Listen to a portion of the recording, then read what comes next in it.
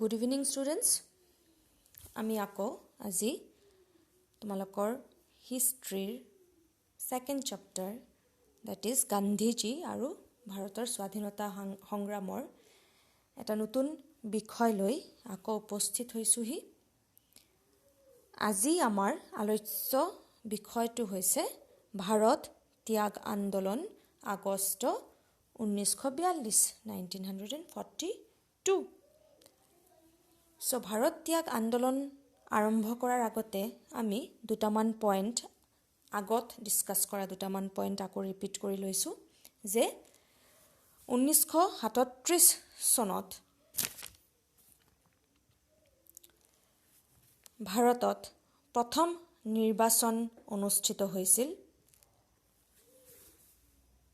যেই নিৰ্বাচনত ভাৰতীয় জাতীয় কংগ্ৰেছ বিজয়ী হৈছিল আৰু ভাৰতীয় জাতীয় কংগ্ৰেছে মন্ত্ৰীসভা গঠন কৰিছিল।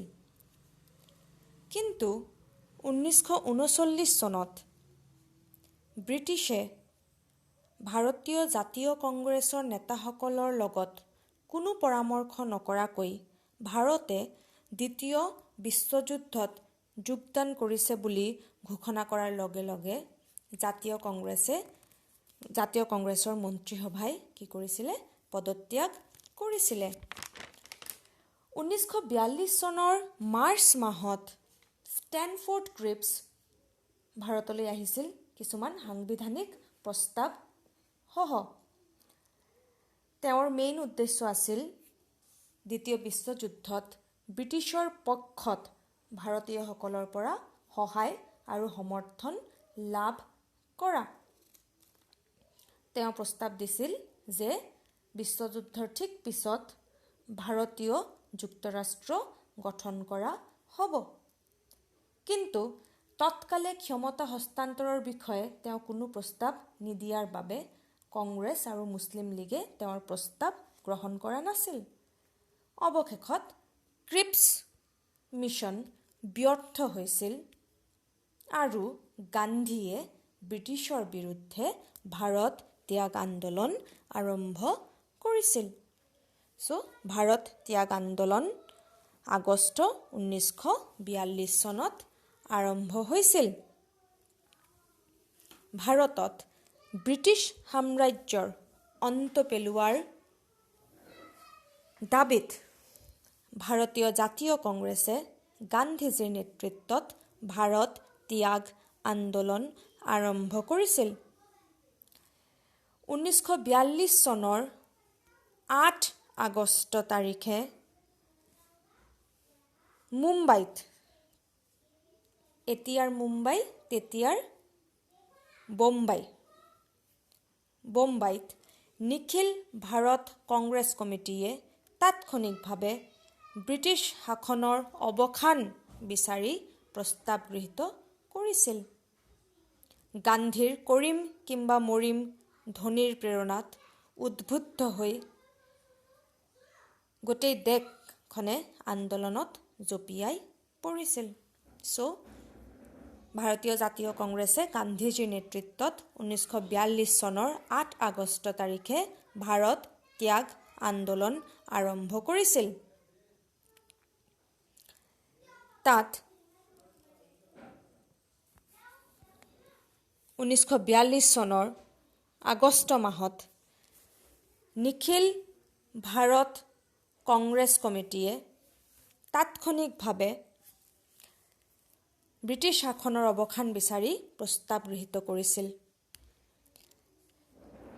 ভাৰত ত্যাগ আন্দোলনক আগষ্ট বিপ্লৱ নামেৰেও জনা যায় আৰু গান্ধীজীয়ে তাত এটা শ্লোগান দিছিল কৰিম কিম্বা মৰিম। এই প্ৰশ্নটো আহে কৰিম কিম্বা মৰিম এই ধ্বনিটো কোনে দিছিল। গান্ধীজীয়ে ভাৰত ত্যাগ আন্দোলনৰ সময়ত এই শ্লোগানটো দিছিল। ভাৰত ত্যাগ আন্দোলনৰ মুখ্য কাৰণবিলাক আছিল ক্ৰিপছ মিছনৰ ব্যৰ্থতা, জাপানৰ ভাৰত আক্ৰমণৰ ভাবুকি, পূৰ্ববংগত সন্ত্ৰাস আৰু ব্ৰিটিছে দেশখনক ৰক্ষা কৰিব নোৱাৰিব বুলি ভাৰতীয়সকলৰ মনত ঠাই লোৱা নিৰাপত্তাহীনতাৰ ভাৱ। মেইন 4টা কাৰণ আছিলে যে ভাৰত ত্যাগ আন্দোলনৰ যিটো মুখ্য 4টা কাৰণ আছিলে।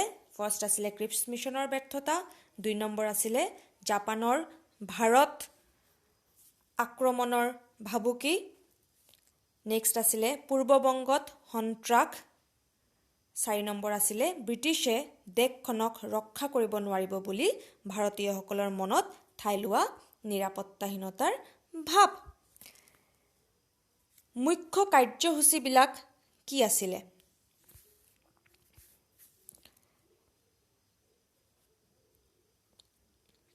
মুখ্য কাৰ্যসূচীবিলাক আছিলে ভাৰত ত্যাগ আন্দোলনৰ মুখ্য কাৰ্যসূচীবিলাক আছিলে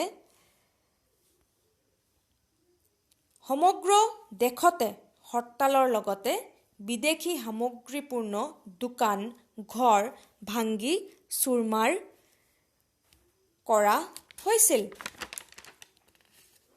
ব্ৰিটিছ চৰকাৰৰ প্ৰতিষ্ঠান হিচাপে গণ্য কৰা ৰেল ষ্টেচন, আদালত, পুলিচ থানা আদিত জনসাধাৰণে আক্ৰমণ কৰিছিল।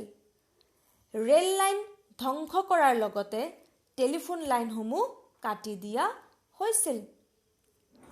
কিছুমান ঠাইত স্বাধীন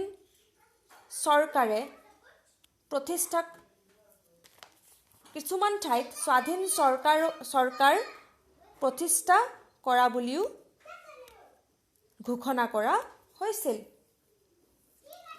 যদিও এই আন্দোলন দীৰ্ঘম্যাদী নাছিল, ই ভাৰতীয়সকলৰ জাতীয়তাবাদী ভাৱধাৰাৰ গভীৰতা, সংগ্ৰাম আৰু ত্যাগৰ সামূহিক প্ৰদৰ্শনৰ এক অনন্য উদাহৰণ আছিল।